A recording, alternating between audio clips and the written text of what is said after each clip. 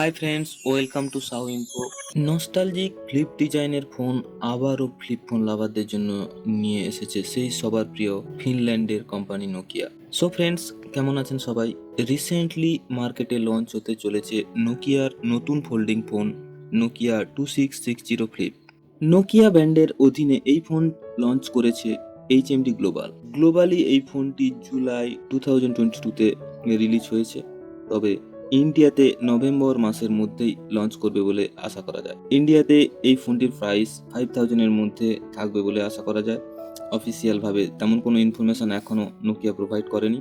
So চলে আসি Nokia 2660 ফ্লিপের ওভারঅল স্পেসিফিকেশনে। Nokia 2660 flip launch with Unisoc T107 platform. Series 30 operating system রয়েছে ফোনটিতে। 48 MB র্যাম এবং 128 MB internal storage, up to 32 GB micro SD card supported.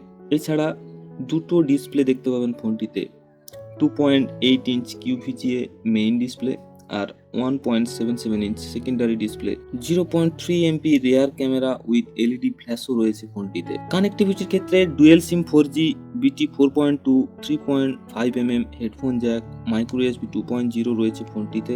Nokia 2660 ফ্লিপে থাকছে 1450 mAh এর ব্যাটারি। এই ফোনে মিলবে 6.3 hour talk time backup. 4G নেটওয়ার্কে এই ব্যাকআপ পাওয়া যাবে। নোকিয়ার ইনফরমেশন অনুযায়ী 20 ডেজ স্ট্যান্ড বাই ব্যাকআপ পাওয়া যাবে ফোনটিতে।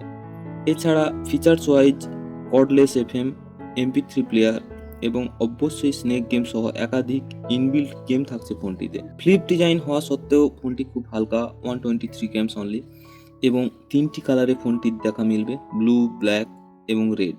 এবং বক্সের মধ্যে headset, micro USB charger, removable ব্যাটারিও একটি পিএইচডি ডকুমেন্টস পাওয়া যাবে। সো ফ্রেন্ডস, নোকিয়া এবং অবশ্যই ফ্লিপ লাভারদের জন্য গুড নিউজ আসতে চলেছে।